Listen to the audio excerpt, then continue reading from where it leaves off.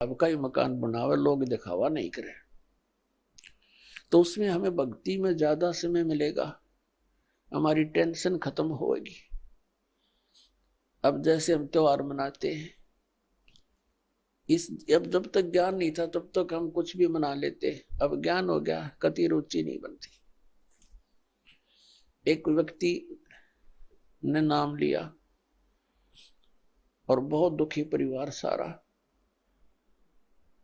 और उनसे बताया भी ऐसे ऐसे ये नहीं करना, ये त्योहार वगैरह तुम जो मनाते हो ये नहीं मनाना।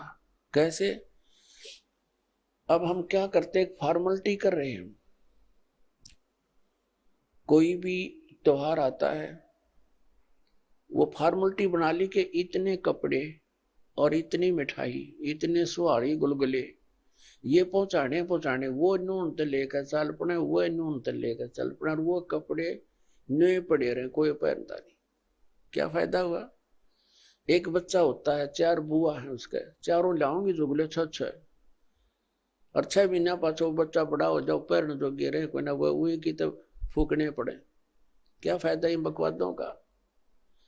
तो इस तरह हमने इन सभी क्रियाओं को इन ज्ञान विचार से समझकर फिर इनसे उल्टा हटना है। और ज्ञान बिना तो हम फिर देख लकीर पीट ही रहे हैं, वो नहीं पीटनी फिर हमने, हम बालक नहीं रहे, क्योंकि ज्ञान हो गया, हमने परमात्मा का नाम मिल गया, यहाँ का पता लग गया क्या स्थिति है। तो इस प्रकार हमने इन क्रियाओं से वापस होना है। फिर नानक साहब जी से पूछा कि हे भगवान, क्या आप कभी भी खुश नहीं होते? तब उन्होंने कहा कि साध मिलने साढ़े शादी होंगी, और बिछड़ दे दिलगिरी वे, अख दे नानक सुनो जहाना, मुश्किल हाल फकीरी वे। साध मिले साढ़े शादी होंगी, भक्तों से हमारा मिलन होता है। मेरे बच्चे जो मेरे शिष्य हैं, ये मेरे पास आ जाते हैं सत्संग के समय, तो हमारे एक विशेष खुशी होती है। हमारे यह शादी है, ये विवाह है हमारा, आत्मा का विवाह परमात्मा से होता है। कहते साध मिले साढ़े शादी होंगी, और विछड़ जाए दिलगिरी वे। जब ये यहाँ से सत्संग सुनकर जाते हैं तब मुझे फिर उदासी छा जाती है। क्यों छा जाती है? कि ये बच्चे परमात्मा के हंस इस ज्ञान से कुछ परिचित हुए हैं, और अब ये जा रहे हैं उन लोगों के बीच में जो परमात्मा के ज्ञान से अपरिचित हैं। और कहीं ये बच्चे अपना नियम भंग करके और उन लोगों के विचारों को सुनकर अपनी दिशा ना बदल ले, ये नाम से वंचित ना हो जाए। और जब ये वापस आ जाते हैं एज इट इज, तो मुझे खुशी होती है कि मेरी फसल में कीड़ा नहीं लगा। तो कहते हैं साध मिले साढ़े शादी होंदी, और बिछुड़ जा दिलगिरी वे, अख दे नानक सुनो जहाना, या मुश्किल हाल फकीरी वे। ये भक्ति बहुत मुश्किल बना दी इन अज्ञानी संतों और महंतों, आचार्यों और शंकराचार्यों ने। परमात्मा से दूर कर दिया हमारे को, तत्व ज्ञान रहा नहीं, सदग्रंथों का ज्ञान हम तक पहुंचा नहीं, लोक वेद बना करके हमारे को ऐसे दंत कथाएं सुनाती जिनका कहीं कोई सिर पैर नहीं। तो पुण्यात्माओं, अगर आप खुशी मनाओ तो उस दिन की मनाया करो जिस दिन आपने नाम मिला।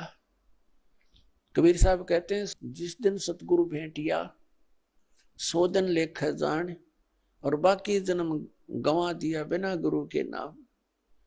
जिस दिन आपको उपदेश मिल गया, आपका वो जीवन मनुष्य का उस दिन से जन्म समझ लेना। उससे पहले आपका मनुष्य जीवन नहीं था, लेकिन शरीर बेशक मनुष्य का था। जा दिन सतगुरु भेंटिए, सो दिन लेख जान, बाकी समय व्यर्थ गया तेरा बिना गुरु के नाम। तो पुण्यात्माओं, परमात्मा की कृपा से आपको ये सत्संग मिला है, तो सबसे पहले मालिक ने हमारे को शिक्षा देनी पड़ी, और इस शिक्षा के बिना हम भगवान को पहचान नहीं सके थे।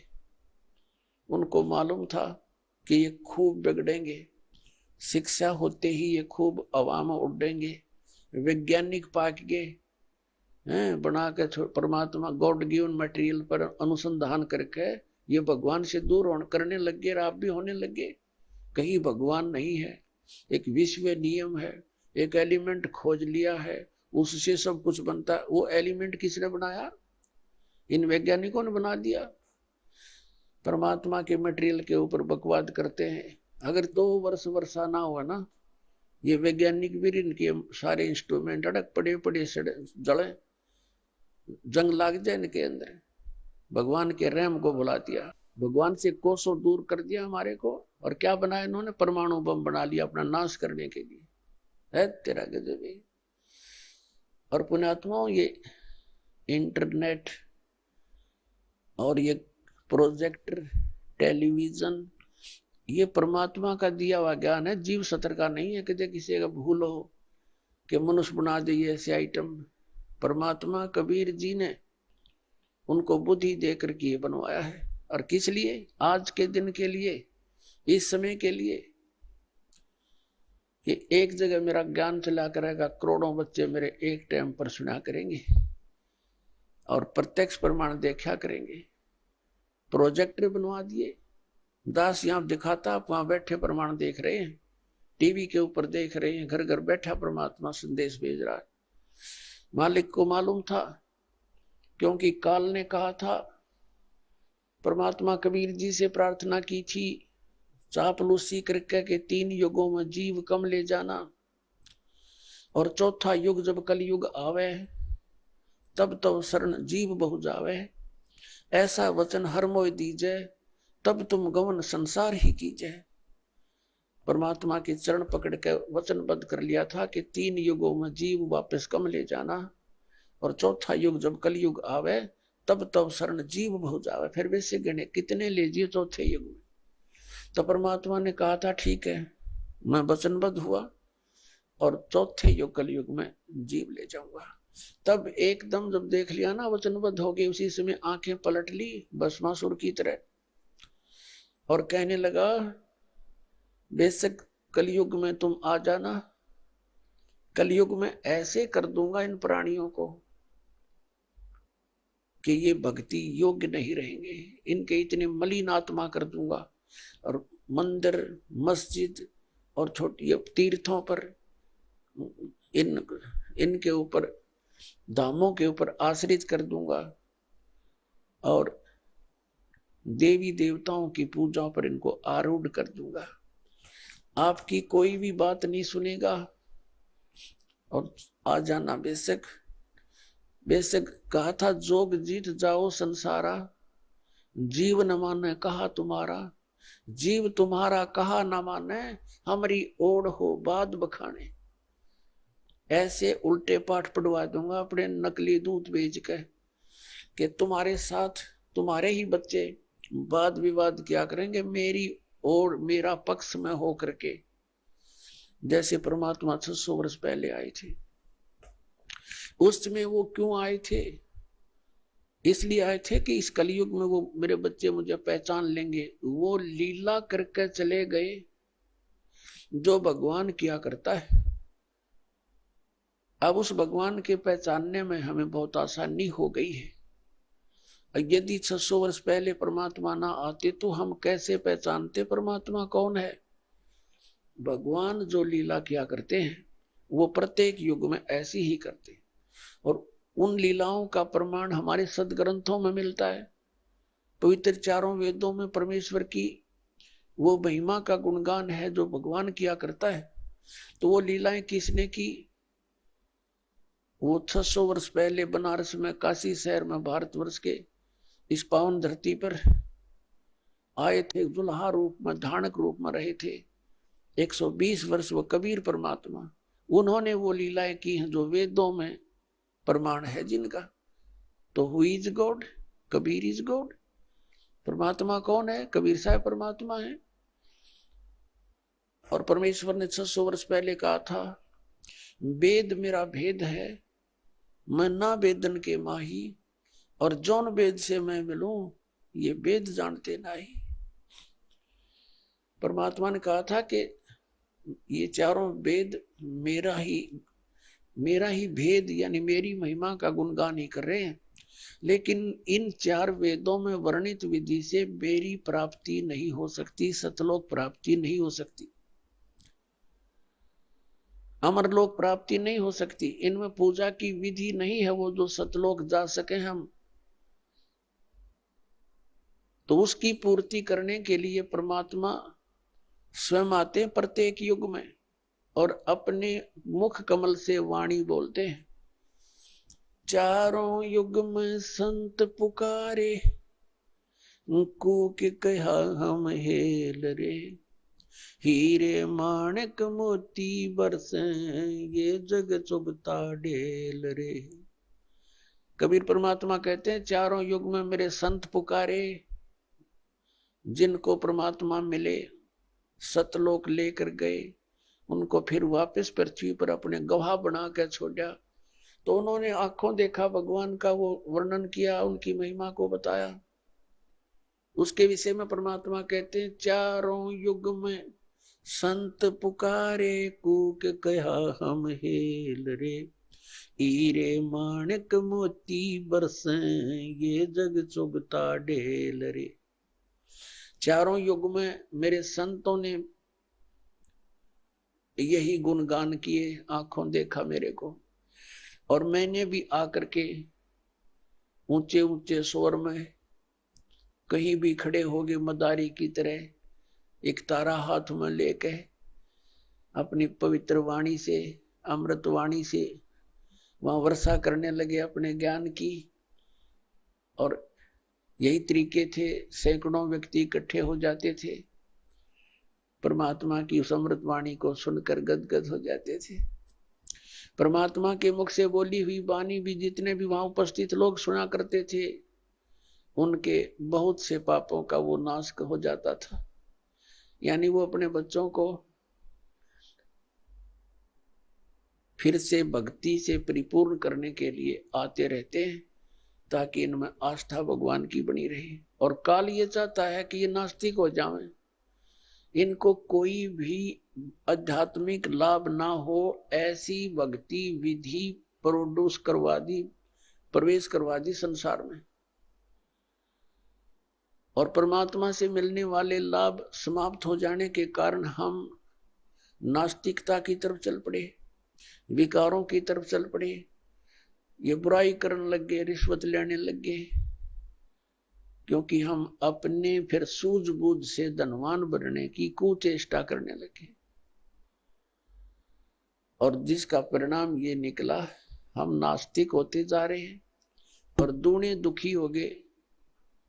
जैसे कोई व्यक्ति 2 नंबर से पैसे इकट्ठे करता है, कोई मिलावट करता है, कोई रिश्वत लेता है, या कोई किसी को धोखा दे करके पैसे इकट्ठे करता है, तो उसके लिए वो विष का काम करेंगे।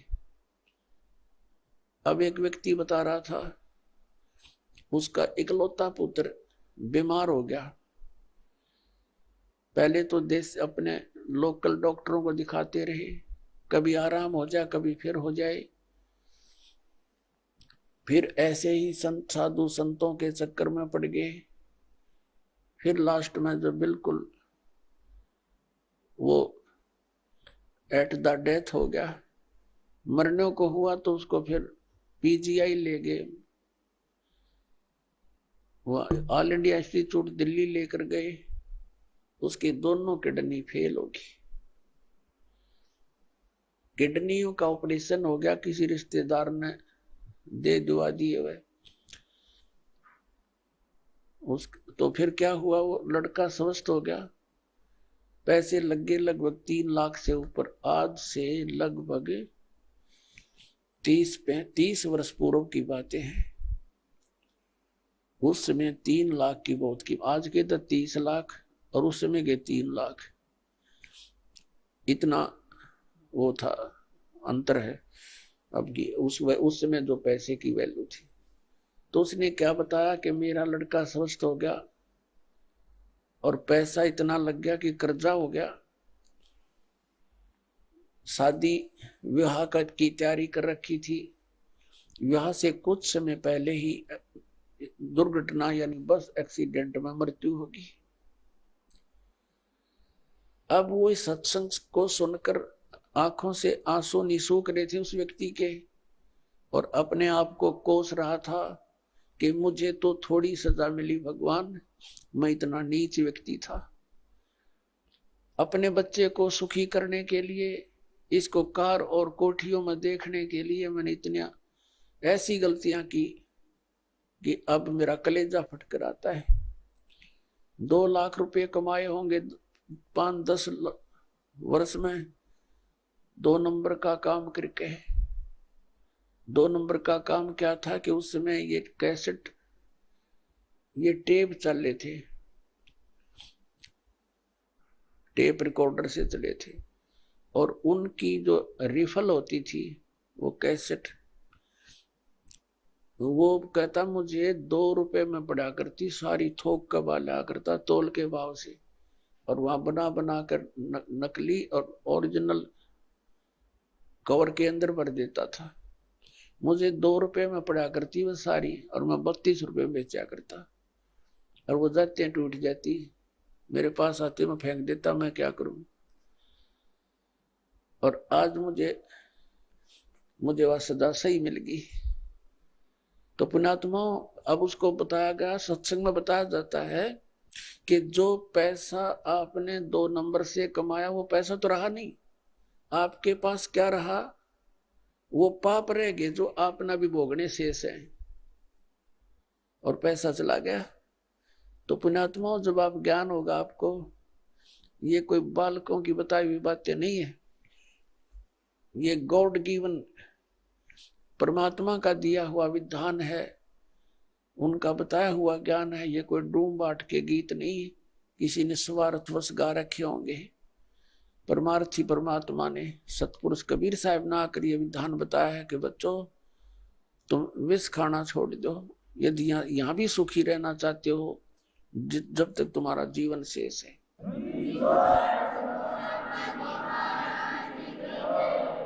और अनजान बच्चे ही गलतियां क्या किया करते हैं, जब समझदार हो जाएगा ना फिर इसका हाथ नहीं लगा सकते। जैसे छोटा सा बच्चा सर्प को भी पकड़ लेता है और उसको डस देता है, वो मर जाता है, उसको ज्ञान नहीं कि कितना भयंकर जानवर है। और जब वो बड़ा हो जाता है, उसको उस जानवर के बारे में जानकारी हो जाती है कि ये तो बड़ा खूंखार है, इसके निकट भी नहीं जाना चाहिए, तो फिर वो दूर से ही सर्प को देखकर भाग लेगा दूर, औरों को भी कहेगा इधर मत जाना, सर्प है सर्प है। और पहले वो चलते घिसरते घिसरते उसको पकड़ लेता है, क्योंकि उसको पता नहीं, ज्ञान नहीं, ज्ञान बिना डर नहीं होता। तो तत्व ज्ञान से आपको डर बनेगा। फिर उसके बारे में बताया है कि जैसे किरका जहर का रंग होरी हो, कहो कौन तिस खावे राम रंग होरी हो। जैसे विष का यानी जहर का एक कण भी पड़ा हो कहीं पर, और ये पता लग जाए ये कण विष का है, कहते उस कण ने भी कौन खावे, किरका छोटा सा कण। और हम बोतल की बोतल पीवा जहर की, यानी कुछ भी ठा जा कोई आंट रही ना। बताओ किसी क्षेत्र में देख ले हाहाकार मची हुई है, किसी भी फील्ड में जाके देख लो, इंसान को संतुष्टि संतोष रहा नहीं। तो यहाँ फिर पता लगेगा कि जैसे किरका जहर का रंग होरी हो, कहो कौन तिस खावे राम रंग होरी हो। यानी हम धन इकट्ठा करते हैं खुशी मनाने के लिए, तो परमात्मा कहते हैं खुशी तो आपको परमात्मा के रंग में रंगे जाओगे ना, तब ये खुशी होगी, होली होगी आपकी असली होली फिर होगी, और रोज होगी आपका होली फिर हुआ। इस प्रकार ये ज्ञान होने से पुण्यात्मा हम बहुत से पापों से वैसे ही बच जाएंगे और फिर परमात्मा पाएंगे। तो पुण्यात्माओं प्रसंग चल रहा है कि परमात्मा की भक्ति ना करने से मानव कितना दुखी हो रहा है।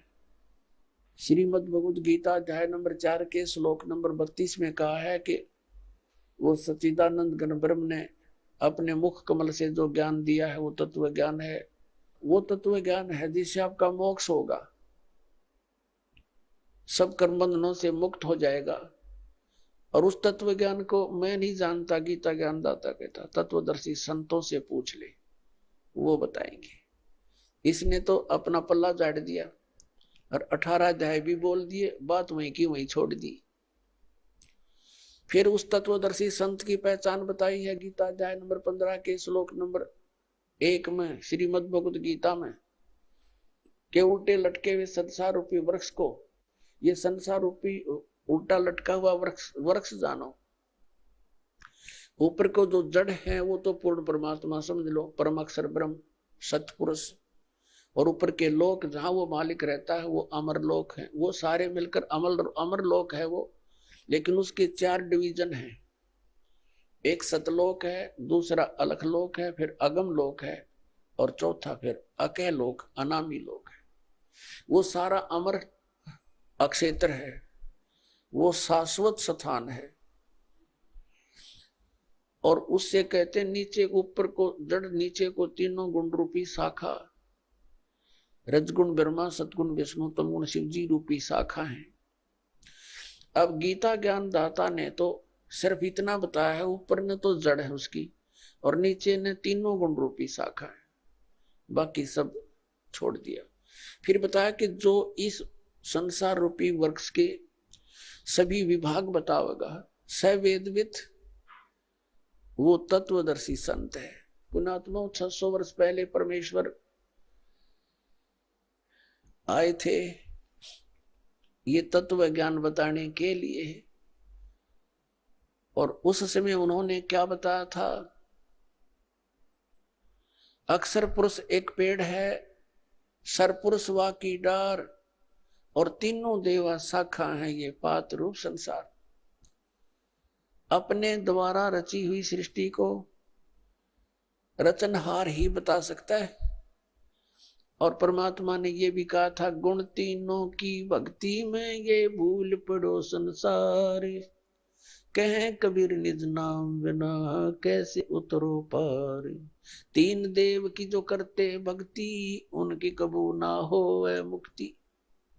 अब वो क्या करते सच्चाई, और हम न लागी कड़वी, हम अपने पिता के दुश्मन हो गए, उनसे विमुख हो गए, और जिसके कारण हम आज तक धक्के यही खा रहे हैं।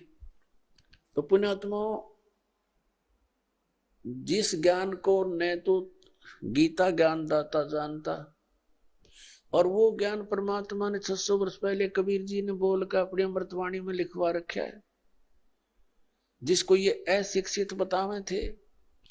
तो पुण्यात्माओं, ये भी एक विशेष रजादाता की, क्योंकि वो तो परमात्मा है, और परमात्मा का कोई भी जो क्रिया है, कोई भी कार्य है, उसमें कोई त्रुटि नहीं हो सकती।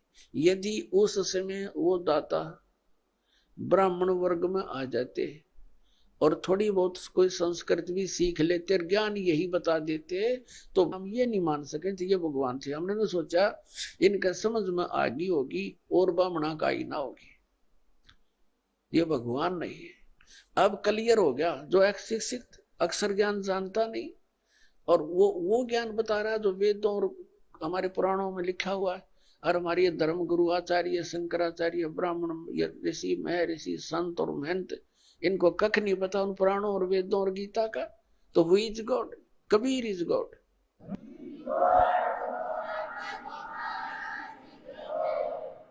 अब श्रीमद् भगवद गीता अध्याय नंबर 15 का श्लोक नंबर 1 समझने में आसानी होगी। पहले चित्र देखिए, ये है उल्टा लटका हुआ संसार रूपी वृक्ष, ऊर्ध्व मूलम अधः शाखम अश्वत्थम प्राहु एवं छंदासी यस्य प्रणानी। प्रणानी माने पत्ते, छंदासी यस्य प्रणानी ये तम वेद स वेदवित। ये देखिएगा श्रीमद् भगवद गीता, गीता प्रेस गोरखपुर से प्रकाशित है। जयदयाल गोविंद का इसके अनुवादक है। अध्याय नंबर 15 का ये पंचदशो अध्याय 15वां अध्याय है और प्रथम मंत्र है ऊर्ध्व मूलम। ये प्रथम मंत्र है। ऊर्ध्व मूलम अधः शाखम अश्वत्थम प्राहु अव्यम छंदासी यस्य प्रणानि ये तम वेद स वेदविद। वेद माने जानना भी होता है और वेद ये चारों वेदों का भी बोधक है। ऊर्ध्व माने ऊपर को, मूलम माने जड़ और नीच अधः माने नीचे को, शाखाएं। अश्वत्थम प्राहु अव्यम ये संसार रूपी पीपल का वृक्ष अविनाशी कहा गया है। छंदासी यानी इसके विभाग, छंद इसके पत्ते, प्रणानी इसके पत्ते, ये जो है ये पत्ते आदि इसके विभाग हैं। और ये तम वेद इन सब को जो जानता है स वेदविद वह वेद के तात्पर्य को जानने वाला है। इनका पढ़िएगा। आदि पुरुष परमेश्वर मूल वाले, यहां लिखना था आदि पुरुष परमेश्वर यानी पूर्ण परमात्मा रूपी ऊपर को जड़ वाले। ऊर्ध्व माने ऊपर को, अधः शाखा होना चाहिए था नीचे को शाखा वाला। यो ब्रह्मा रूप मुख्य शाखा वाले गलत करके, क्योंकि इस देखो 2 नंबर श्लोक नंबर 2 में 2 बार अधः शब्द है, अधः अधः, और इसका अनुवाद ही नहीं अंग्रेजों ने कर रखा है। देख, अधः माने नीचे, अधः माने नीचे। अरे यहां भूल गई, यहां करके कल्याण वाला। यहां लिखना था नीचे शाखम कति सीधा, ऊर्ध्व मूलम ऊपर को मूल वाला और नीचे को शाखा वाला। ये संसार रूपी, इस संसार रूपी पीपल के वृक्ष को अविनाशी कहते हैं। वेद जिसके पत्ते कहे गए, इन छंद माने वेद लिखे, ये देखा कल इनकी। छंदासी यानी विभाग हैं जिसके ये पत्ते आदि। और इन सब को, इस संसार रूपी वृक्ष को जो पुरुष मूल सहित यानी जड़ से लेकर पत्तों तक तत्व से जानता है स वेदविद। संस्कृत भी पढ़ लो, यह कोई लंबी चौड़ी बात ना जीवते, हमने ध्यान ना दिया था इसकी ओर। स माने वह है, वेदविद माने वेद के तात्पर्य को जानने वाला, यानी तत्वदर्शी संत है वो, जो इसके सारे विभाग जानता है। तो वो कौन है, किसने बताया ये ज्ञान? कबीर परमेश्वर ने 600 वर्ष पहले।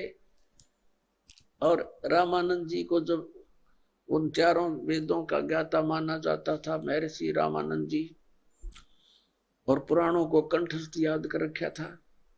बाल ब्रह्मचारी और 104 वर्ष का हो गया था डले डोते ने, जब परमात्मा में लेते और सतलोक दिखाकर वापस छोड़ा था अपनी सतीथि से परिचित करा के। जब कहा था तुम साहेब तुम संत हो, तुम सतगुरु तुम हंस, गरीब दास तेरे रूप बिना और न दूजा अंश। तुम साहेब तुम संत हो, तुम ही साहेब माने परमात्मा हो, और तुम ही वास्तव में जो आपके अंदर गुण है एक संत, तुम ही वो संत हो, और तुम ही सतगुरु हो। सतगुरु माने सच्चा ज्ञान देने वाले। तो अब देखिएगा, ये उल्टा लटका हुआ संसार रूपी वृक्ष है। परमात्मा ने बताया था अक्सर पुरुष एक पेड़ है जो जमीन से बाहर दिखाई देता है, वो पोर्शन उसको वृक्ष बताते कहा जाता है।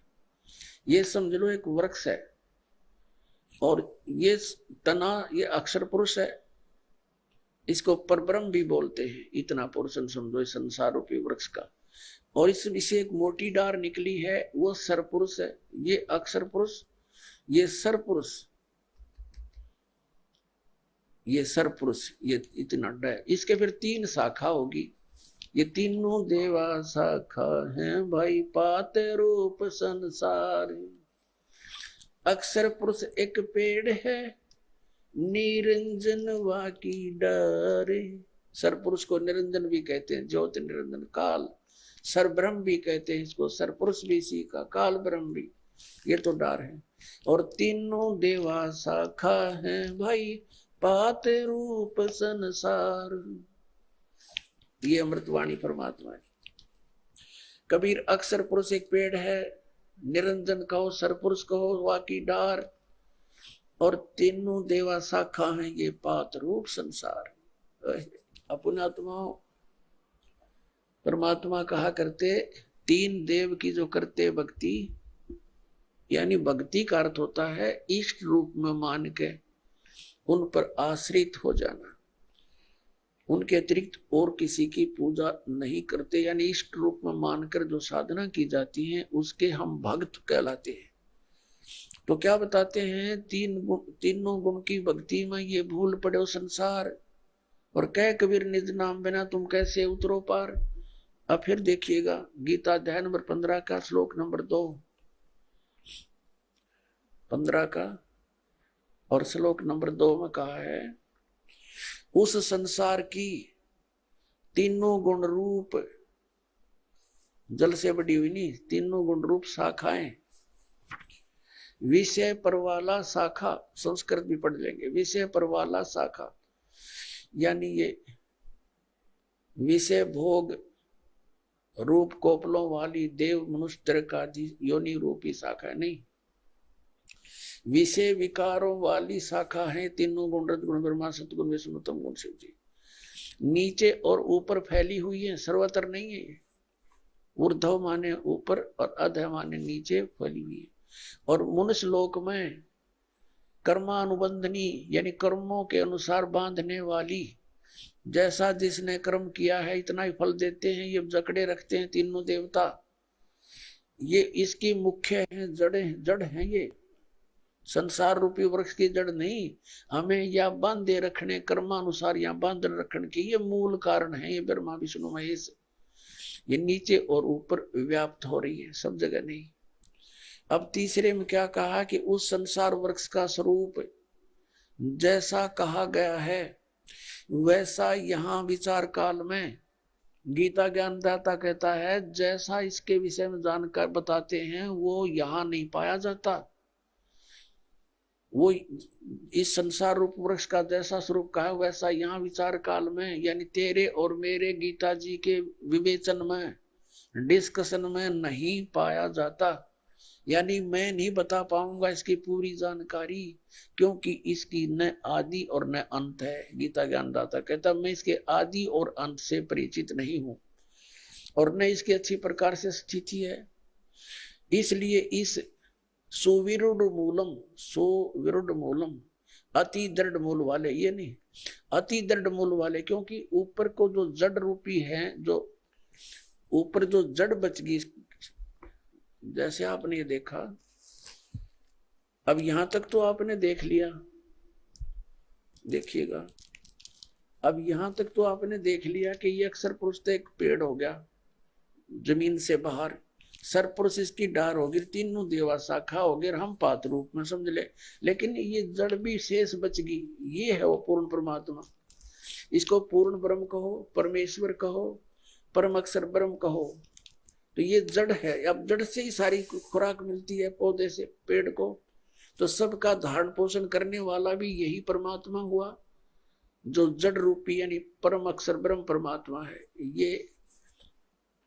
ये जड़ है, ये परम अक्षर ब्रह्म है। ये है कौन? ये देखिएगा, ये वो है परमात्मा जो काशी में धानक दुल्हा बनकर रहे थे 120 वर्ष तक, और ये लीला बताकर अपने द्वारा रची हुई सृष्टि को बताकर चले गए थे। अब ये कंसेप्ट क्लियर करते हैं कि रजगुण ब्रह्मा है, सतगुण विष्णु, तमगुण शिव जी। देखिएगा ये मार्कंडे पुराण, ये मार्कंडे पुराण, ये गीता प्रेस गोरखपुर से प्रकाशित है, सुचित्र मोटा टाइप। ये गीता प्रेस गोरखपुर से प्रकाशित है, और इसके 123 पृष्ठ पर हम आपको दिखाते हैं। मार्कंडे ऋषि बता रहे हैं, मार्कंडे ऋषि, यहां से मार्कंडे ऋषि का ये वचन चल रहा है, और यहां आ जाते हैं हम 123 पृष्ठ पे। अब क्या बताते हैं? रजोगुण प्रधान ब्रह्मा, तमोगुण प्रधान रुद्र, सत्व प्रधान विश्वपालक विष्णु है। यही तीन देवता हैं और यही तीन गुण हैं। स्पष्ट हो गया? रजगुण ब्रह्मा, सतगुण विष्णु, तमगुण शिव जी, यही तीनों देवता हैं और यही तीन गुण, तीनों देवता कहो या तीन गुण कहो, एक बात है। और कति कंसेप्ट क्लियर करते हैं। देवी भागवत के अंदर संस्कृत के साथ है। अब हम संस्कृत भी पढ़ लेंगे, कोई बड़ी बात नहीं है। अथ श्रीमद देवी भागवत सभाष्टिकम समात्यम, खेमरा श्री कृष्ण दास प्रकाशन, मुंबई से। इसके तीसरे स्कंद के 11वें पृष्ठ पे ये तीसरा स्कंद है। अथ श्री मद देवी भागवते भाषा टीका युक्ते तृतीय स्कंद प्रारंभ थे। ये तीसरा स्कंद प्रारंभ होता है संस्कृत सहित और टीका सहित है। इसका ये प्रश्न नंबर 11 है। और ये देखिएगा, इसका अध्याय नंबर 5 है, ये अध्याय 5, और इसके 8वां श्लोक पढ़ेंगे 5वें अध्याय का, तीसरे स्कंद का। ये 7वां या समाप्त होता है, 8वां या प्रारंभ होता है। हे माता, भगवान शंकर अपनी माता दुर्गा से कह रहे हैं, यदि हमारे ऊपर आप सदा आप दया युक्त हो तो हमको तमोगुण में किस प्रकार प्रदान किया है। ब्रह्मा रजोगुण और हरि सतगुण युक्त किए हैं, क्यों किए हैं। अब हम संस्कृत भी पढ़ेंगे, देखिएगा। ये 7वां समाप्त हुआ, 8वां श्लोक प्रारंभ होता है। यदि दया धर्मना न सदाम्बी के कथम अहम विहित। शंकर भगवान कहते हैं कथम अहम, मैं बना दिया, विहित अंबिके माने माता, तमोगुण है, मैं तमोगुण क्यों बना दिया। कमल जय, कमल से उत्पन्न होने वाले ब्रह्मा को रजोगुण संभव है, रजोगुण क्यों उत्पन्न कर दिया। और सुवित क्यों सतोगुण हरि, और सतोगुण विष्णु जी को सतोगुण क्यों बना दिया। इति सिद्धम रजगुण ब्रह्मा सतगुण विष्णु तम गुण शिव जी। अब आइएगा श्रीमद् भगवद गीता अध्याय नंबर 15 के श्लोक नंबर। अब एक तो हमने पढ़ लिया, समझ भी लिया, ऊपर को दृढ़ वाला, ऊर्ध्व मूलम अधः शाखम, ऊर्ध्व मूलम अधः शाखम। ये पहली कक्षा कैसा कैदा हो जाएगा आपके लिए, कुछ दिनों में देख लेना। ऊर्ध्व माने ऊपर ने, मूल है जड़ है, समझो ऊपर को मूल वाला, नीचे को शाखा वाला। ये संसार रूपी पीपल का एक अविनाशी वृक्ष कहा गया है। छंदासी यस्य प्रणानी, जिसके ये विभाग हैं, पत्ते आदि सब विभाग हैं। तम वेद, ये तम वेद, ये माने जो, तम माने उस अज्ञान अंधकार में छुपे हुए को जानता है वेदविद, वो तत्वदर्शी शांत है। इन्होंने तड़ंगा अड़ा रखा है, आदि पुरुष परमेश्वर मूल वाले, ये तो यहाँ तक ठीक लिख दिया। ब्रह्मा रूप मुख्य शाखा वाले, इनकी बुद्धि उड़े घसड़े थी, उल्टी सुल्टी। और फिर कहे संसार रूपी पीपल के वृक्ष को अविनाशी कहते हैं, वेद जिसके पत्ते कहेंगे। और उस संसार रूपी वृक्ष को जो पुरुष मूल सहित यानी जड़ सहित जानता है, जड़ से लेकर पत्तों तक जानता है, तत्व से जानता है, स वेदविद, वह वेद के तात्पर्य को जानने वाला है। अब देखना, अब इस संसार रूपी वृक्ष के क्या बताया है कि उस संसार रूपी वृक्ष की तीनों गुण रूपी ये अनुवाद गलत कर रहे हैं। विषय पर वाला शाखा, विषय विकारों वाली ये शाखा रजगुण ब्रह्मा सतगुण विष्णु तम गुण शिव जी, तीनों गुण रजगुण ब्रह्मा सतगुण विष्णु तम गुण शिव जी रूपी शाखाएं नीचे और ऊपर फैली हुई है। और मनुष्य लोक में कर्मानुसार यही हमें यहाँ पर फंसा कर रखते हैं, बांध कर रखते हैं, ये ऊपर नीचे व्याप्त है। और फिर बताया है तीसरे में, इस संसार रूपी वृक्ष का स्वरूप जैसा कहा है वैसा यहाँ विचार काल में यानी तेरे और मेरे गीता जी के डिस्कशन में नहीं पाया जाता। मैं नहीं बता पाऊंगा तुझे, इसका आदि और अंत मुझे ज्ञान नहीं, और न इसकी अच्छी प्रकार कोई स्थिति है। इसलिए इस सुविरुद्ध मूलम यानी अति दृढ़ मूल वाले, क्योंकि वो परमात्मा का जो ऊपर का क्षेत्र और भगवान वो तो अविनाशी है, अब अति दृढ़ है। और संसार रूपी पीपल के वृक्ष को दृढ़, इन्होंने क्या कहा, असंख्य शस्त्रेण छित्वा, इसका अर्थ बनता है वैराग रूप शस्त्र द्वारा नहीं, तत्व ज्ञान रूपी शस्त्र द्वारा काट कर, यानी उस तत्व ज्ञान रूपी तत्व ज्ञान से समझ कर उसके पश्चात, ये चौथा श्लोक यहाँ अनुवाद है इसका। उसके पश्चात परम पद रूप परमेश्वर को भली भांति खोजना चाहिए, जिसमें गए हुए पुरुष फिर लौटकर संसार में नहीं आते, और जिस परमेश्वर से इस पुरातन संसार वृक्ष की प्रवृत्ति विस्तार को प्राप्त हुई है, उसी आदि पुरुष नारायण के मैं शरण हूं, इस प्रकार दृढ़ निश्चय करके उस परमेश्वर का मनन और निधि ध्यान करना चाहिए। परपदे माने उसकी पूजा करनी चाहिए, निधि ध्यान नहीं। परपदे माने पूजा। अब यहाँ क्या हो गया इसका अर्थ? इसका सीधा सा अर्थ हो गया गीता ज्ञानदाता अपने से अन्य किसी समर्थ परमात्मा की शरण में जाने को कहता है और उसकी पूजा कर और सब बातें त्याग दे, यानी अपनी पूजा को भी मना करता, केवल उसी की पूजा कर जिसने संसार रूपी वृक्ष की रचना की है, जिससे संसार रूपी वृक्ष की प्रवृत्ति विस्तार को प्राप्त हुई है।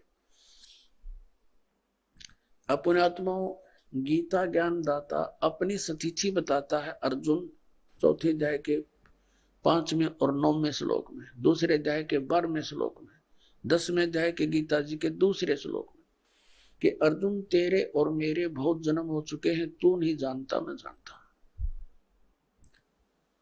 मेरे जन्म और कर्म अलौकिक है। इससे सिद्ध हो गया कि गीता ज्ञान दाता तो स्वयं कह रहा मैं नासवान हूं, तो उस नासवान की भक्ति करके वो उस स्थान को कैसे प्राप्त कर सकता जहां जाने के बाद फिर लौटकर संसार में नहीं आते। तो इससे सिद्ध हो गया कि गीता ज्ञान दाता से कोई अन्य परमात्मा है और उसकी साधना करने से ही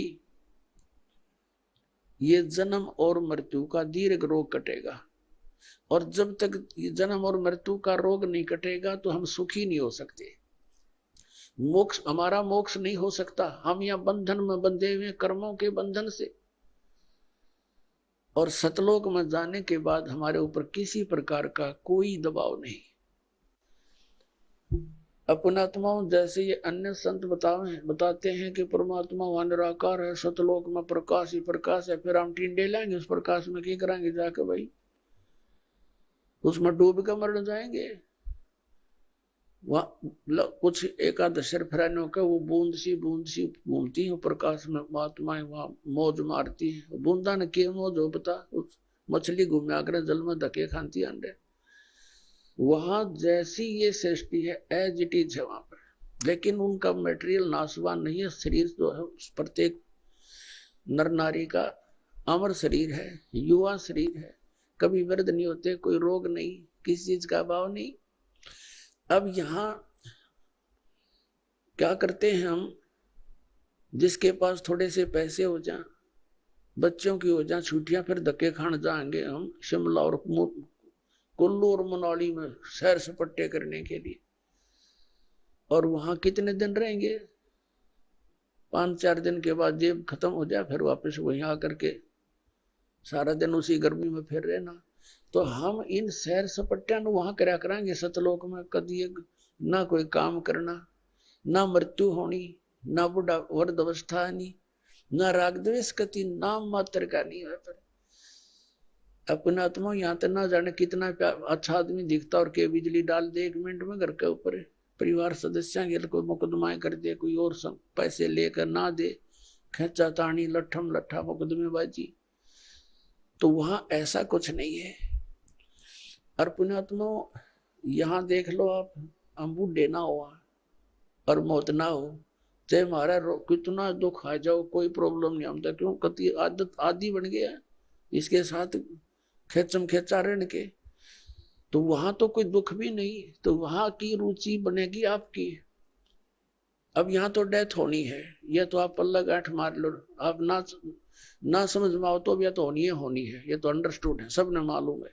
आइए अब हम उन श्रद्धालुओं के अनुभव जानते हैं जो जगत गुरु तत्वदर्शी संत रामपाल जी महाराज जी से दीक्षा प्राप्त कर चुके हैं तथा उनके द्वारा बताए गए भक्ति मार्ग पर चल रहे हैं। जी नमस्कार। नमस्कार जी सर जी। सर क्या नाम है आपका? राजेंद्र सिंह जादौन, बठिंडा, पंजाब से। सर संत रामपाल जी महाराज जी से कब जुड़े आप? 10/8/2014 को जुड़े थे ये। सर संत रामपाल जी महाराज जी से जुड़ने से पहले आपने क्या भक्ति साधनाएं की? सर 1997 से जब से वैवाहिक जीवन प्रारंभ किया था तब से और 2014 तक हमारे घर में प्रेत बाधाएं थी और बालाजी की भक्ति किया करते थे। मेहंदीपुर बालाजी की, मेहंदीपुर बालाजी में ही बच्चों का मुंडन करवाया और प्रेत स्वयं घर में आके बोला करता था और वो प्रेत को बोलते बोलते उसका तांत्रिकों से निवारण करवाया पर हो नहीं पाया। और उसके बाद में राजस्थान नोखा के अंदर कोई मेहंदीपुर बालाजी का भगत था, तो उसने कुछ कार्रवाई करके दी थी भी आप घर ले जाओ और ये शांत हो जाएगा प्रेत। मेरे घर पे आने से पहले प्रेत ने कह दिया था कि जो तू करवा के लाया है ना उसके करवाने से कोई तेरे को लाभ नहीं होगा, और मेरा हाथ पकड़ा, बाजू पकड़ा और मंदिर के अंदर ले गया जहां मंदिर बनाया हुआ था। और उस प्रेत ने अपनी छाती पे जो बालाजी का स्वरूप था मेहंदीपुर बालाजी का तोड़ के फेंक दिया था। कहता जिसकी तू भक्ति कर रहा है ना मैं इससे भी तकड़ा हूं। उस दिन मेरे को यह पता लगा कि इस संसार के अंदर इन देवी देवताओं से कोई ऊपर शक्ति है, या तो शैतान है या कोई और है परमात्मा। तो सर पहले क्या क्या भक्ति साधनाएं आपने की? इससे पहले हमने हनुमानगढ़ संगरिया में मुसलमानों के जो अपने पीर खाने होते हैं वहां भी गए थे और वहां भी कोई लाभ नहीं हुआ। पैसे देते गए लेकिन लाभ नहीं हुआ। मोड़ मंडी पंजाब में यहां भी गए थे, वहां भी कोई लाभ नहीं हुआ। उत्तर प्रदेश सिकंदर राव में भी गए, वहां भी कोई लाभ नहीं हुआ। सर जब आप पहले ही इतनी सारी भक्ति साधनाएं कर रहे थे तो फिर आप संत रामपाल जी महाराज जी के शरण में क्यों गए? क्या ऐसा कारण बना कि आपको संत रामपाल जी महाराज जी की शरण ग्रहण करनी पड़ी? सर जी इससे पहले हमें संत रामपाल जी के नाम का भी नहीं पता था। संत रामपाल जी के शिष्य एक दिन कॉलोनी में आए और दरवाजा खटकाया, सुबह का 8 बजे का टाइम था। उनका नाम था विपन जी। तो उन्होंने ज्ञान गंगा बुक दी, उसमें झगड़ा हो रहा था हमारे घर के अंदर। तो हमने कहा बाबाओं के चक्कर में हम बर्बाद हैं, हम विश्वास नहीं करते। वो बोले सर जी लो ये 10 रुपए ज्ञान गंगा बुक है। तो मैंने कहा चलो कोई आया होगा दे देते हैं 10 रुपए। 10 रुपए दे के और ज्ञान गंगा बुक मैंने बेड पे रख दी और मैं गाड़ी लेकर गुजरात चला गया। जब मैं गुजरात से वापस आया 10 दिन के अंदर, तो हमारी जो पत्नी है हमारी, उसने ज्ञान गंगा को बुक को कंप्लीट पढ़ दिया और शास्त्रों से मिलान भी कर दिया। मिलान करने के बाद में तो आशाराम जी की भक्ति हुआ करती थी हमारे 2007 से 14 तक, 7 साल तक। इसी दौरान तो उन्होंने ये कहा कि जितना भी उनका अनुभव था किताब का, बुक का मिलान किया तो सारा मटेरियल उन्होंने जल प्रवाह कर दिया और बोले ये है हमारी असली भक्ति, जो हम कर रहे थे वो सही भक्ति नहीं थी। तो 10/8/14 को हमने सतलोक आश्रम गए और वहां दीक्षा ले ली। सर जैसे कि आपने आसाराम बापू का जिक्र किया, उसके बाद आप संत रामपाल जी महाराज जी की शरण में आए, तो सर दोनों संतों के अंदर आपको क्या भिन्नता नजर आई और क्यों आपको ऐसा लगा कि संत आसाराम जी द्वारा दी गई भक्ति सही नहीं है? आसाराम बापू की भक्ति यूं सही नहीं थी कि मेरी गाड़ी के 3 एक्सीडेंट हुए थे और उसमें मेरे पास 176 गज जमीन थी, जो कि एक 30 फुट रोड और एक 26 फुट रोड पे, मेन रोड पे मकान था। 2 किस्तों में मेरे को बेचना पड़ा। वो कर्जा इतना चढ़ गया कि जमीन बेचने के बाद में भी 7 लाख रुपए कर्जा रहा 3 एक्सीडेंट के अंदर, तो बर्बाद हो गया। उसके बाद में किराए पे चला गया। लेकिन ज्ञान गंगा जब बुक आई, बुक आने के बाद में दीक्षा ली, तो दीक्षा मैंने क्यों ली, इस विषय से ली कि मैंने कोई गुरु नहीं बनाए अपने लाइफ में। हमारी भक्तिमती धार्मिक थी, हमारी पत्नी जो है धार्मिक थी। तो मैंने कहा भाई चलो ये जो शक्ति है, ये जो ज्ञान है, इससे अति उत्तम होगा, क्योंकि गुरु कोई भी नहीं छोड़ के राजी है, चाहे वो असली हो या नकली हो, जो भी हो। संत रामपाल जी का जो ज्ञान था वो हमारे धर्मशास्त्रों के अनुसार है, और जो आशाराम बापू का जो प्रचार जो कर रहे थे वो लोकवेद के आधार पे कर रहे थे, उसका कोई प्रमाणित नहीं था। अपने इसमें शास्त्रों के अंदर कोई प्रमाण नहीं था। सर जैसा कि आपने बताया कि संत रामपाल जी महाराज आपको प्रमाणित ज्ञान दे रहे थे और शास्त्र विधि अनुसार आपको भक्ति दी, तो सर हम आपसे ये जानना चाहते हैं कि संत रामपाल जी महाराज द्वारा दी गई साधना को करने के बाद आपको क्या लाभ मिले? उससे जो हमारा मकान बिक गया था, जमीन और प्लस 2 मंजिल मकान बना लिया है मैंने संत रामपाल जी से जुड़ने के बाद में। पहला लाभ तो ये हुआ।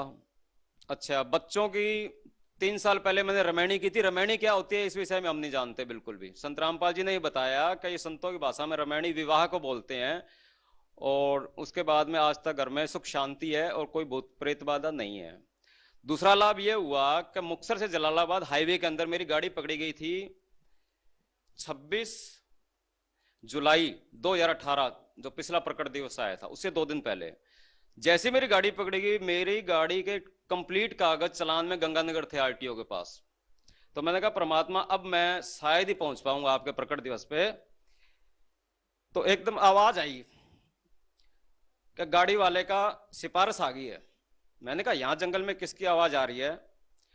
तो संत रामपाल जी स्वयं स्कूटर पे आए और सीधा आरटीओ के पास गए। उससे 1 मिनट बाद की तब तक गनमैन मेरे पास आ चुका था कि भाई क्या लोड है। मैंने कहा जी कॉटन लोड है, हरियाणा से आ रहे हैं, पंजाब जा रहे हैं। कहता भाई कागज और गाड़ी के कागज और इसके डॉक्यूमेंट्स क्या नाम है माल के लेके आ जा फटाफट, चालान काटना है तेरा। तो मैं ये देख रहा था संत रामपाल जी स्वयं आए, आरटीओ से 1 मिनट बात की और उतनी देर में बस पास 2 गाड़ियां बीच में थी, तीसरी गाड़ी आरटीओ की खड़ी थी। तो मेरे पास आ गए, तो मैं अभी सीट पे बैठा, मैंने कहा ये कैसे हो रहा है। इसको देखने के बाद में मेरा दिमाग काम करना ही बंद कर दिया था, रुक गया था। मैंने कहा ऐसे कैसे हो सकता है। तो उसके बाद आके परमात्मा ने, संत रामपाल जी ने बोला उससे गनमैन से, भी जाने दे रे गाड़ी को, क्यों रोक रखा है इसको, बात हो गई है। और इतनी कहने के बाद में मैं भी सीट पे बैठा हूं, गाड़ी स्टार्ट है और उसका जो गनमैन है वो नीचे खड़ा है मेरे बगल में, कह रहा है कागज लेके आ जा। तो वो गनमैन भी कहता है भी वापस चला जाता है आरटीओ की तरफ और संत रामपाल जी मुक्तसर की साइड में चले जाते हैं अंधेरे में, क्योंकि 4 बजे का वक्त था, अंधेरा था उस समय। तो वहां जो गनमैन था वो आरटीओ के पास गया, उससे बात हुई और बात करके वो बोला भी गाड़ी को जाने दो। सबसे दूसरा लाभ मेरे को ये हुआ। तीसरा ये हुआ कि जो कर्जे के बाद में जो मैंने जमीन बना ली, मकान भी बना लिया, तो आज उसमें प्लस 5-7 लाख का प्रॉपर्टी प्लस हो गई है, पहले काम माइनस में थी।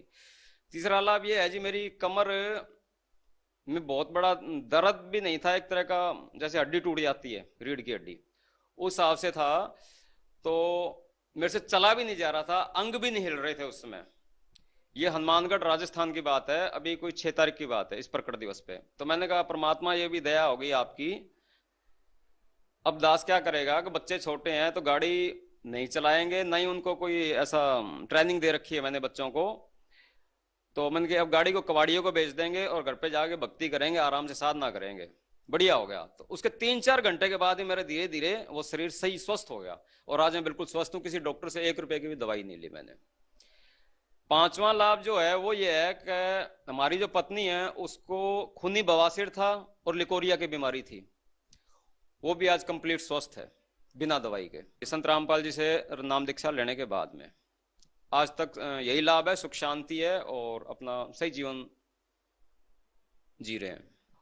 और अपने सर जी ऐसा था, दुकान है घर के अंदर, नीचे ऊपर रिहाइश है, 2 मंजिल मकान है। तो उसमें एक बार ऐसा हुआ था, कुछ पैसे रखे थे, शाम को गल्ला कंप्लीट रखने में 4000 के करीब थे और उसमें से जैसे किसी को 1500 रुपए दे दिए गए थे। 1500 रुपए देने के बाद में जब बेटा आया तो उसने कहा भी इसमें पैसे किसने दिए हैं? तो हमने कहा हमने दिया 1500 रुपए। कहता 1500 रुपए दिए लेकिन जितने में रख के गया था उतना ही है, ये पैसे कहां से बढ़ गए? तो सबसे बड़ा लाभ तो ये हुआ जी 1500 रुपए वो हमारे बढ़ गए थे। और दूसरा, एक बार गंगानगर के अंदर डीजल चोरी हो गया था हमारा। डीजल चोरी हुआ तो बेटे ने बोला कि पापा जी डीजल चोरी हो गया। मैंने कहा चलो जो ले जाएगा उसके कर्म फोड़ेगा, हमारा क्या चोरी हुआ है। तो उसी डीजल में इतनी बरकत हुई कि जितना डीजल मेरा था, कम से कम समझो आप 50 लीटर डीजल मेरा चोरी हुआ था, 3.5-4 की एवरेज है उसकी। तो 300 किलोमीटर गाड़ी शेष डीजल में उतनी एवरेज बढ़ाई थी या परमात्मा ने बंदी छोड़ने डीजल बढ़ाया था, वो तो मालिक की लीला मालिक ही जानते, लेकिन हमारा कोई नुकसान नहीं हुआ था। ये 2 लाभ हमारे को विशेष हुए हैं। सर, जैसा कि अभी आपने रामायणी का जिक्र किया, बच्चों की जब आपने शादी की उस विवाह को आपने रामायणी बताया। संत रामपाल जी महाराज द्वारा सादगीपूर्ण विवाह करवाया जाता है। सर, इस सादगीपूर्ण विवाह के बारे में बताइए, किस प्रकार से करवाया जाता है? संत रामपाल जी ने जो रामायणी है, इससे पहले हम भी नहीं जानते थे। ये 17 मिनट में शादी होती है, रामायणी कहो या शादी कहो, वो भाषा अलग है। और इसमें ना दहेज लिया जाता है ना दिया जाता है। इसमें कोई बारात नहीं, कोई बैंड नहीं, कोई बाजा नहीं, कोई सेहरा नहीं, कोई पंडित नहीं, कोई काजी नहीं, ना ही कोई हवन फेरे हैं। सिंपल तरीके से जाओ और अपना 17 मिनट में गुरु जी का एक बनाया हुआ मतलब रामायणी है, वो 17 मिनट में पढ़ दिया जाता है और परमात्मा को, संत रामपाल जी को साक्षी मान के और अपना जीवन बच्चे स्टार्ट कर लेते हैं। सर, जो श्रद्धालु है वो कैसे विश्वास करेंगे संत रामपाल जी महाराज के ऊपर? संत रामपाल जी महाराज पे ऐसे विश्वास करेगा, जब कबीर साहब 600 साल पहले आए थे तब उन्होंने अपने आप छुपा के ही लीला की थी। चाहते तो वो एक पल के अंदर ही अपनी शक्तियों को उजागर कर देते, लेकिन एक आम इंसान की तरह उन्होंने उपदेश दिया था और समझाने का प्रयास किया था। संत रामपाल जी जो भक्ति साधना के जो सही मंत्र दे रहे हैं, उन मंत्रों में ही इतनी शक्ति है और वो प्रमाणित हैं। और वो प्रमाणित कैसे हैं कि जैसे जो प्रमाणित संत हमारे आए थे, गरीबदास जी महाराज हैं और संत रामपाल जी हैं, मीराबाई हैं, नानक साहब हैं, इन्होंने यही मंत्र जाप किया था, वहां से वो प्रमाणित हो जाते हैं और इन मंत्रों की शक्तियों से ही हमें पूरा लाभ हो रहा है। सर, जो लोग आज भी संत रामपाल जी महाराज जी से जुड़ना चाहते हैं, वो उनसे नाम दीक्षा कैसे प्राप्त कर सकते हैं? अभी जो टीवी पे जो सत्संग आता है 7:30 से 8:30 बजे तक, उस पे पीली पट्टी चलती है। पीली पट्टी पे सब नंबर दिए हुए हैं, वहां पे कॉल करो और घर घर हर भगत पूरे मतलब भारतवर्ष में फैले हुए हैं और इसके प्लस ऐसी व्यवस्था बना दी गई है कि जगह जगह आश्रम है और वहाँ टीवी चैनल के प्रचार के माध्यम से अपने जुड़ सकते हैं। जी धन्यवाद। सत साहिब जी, सत साहिब।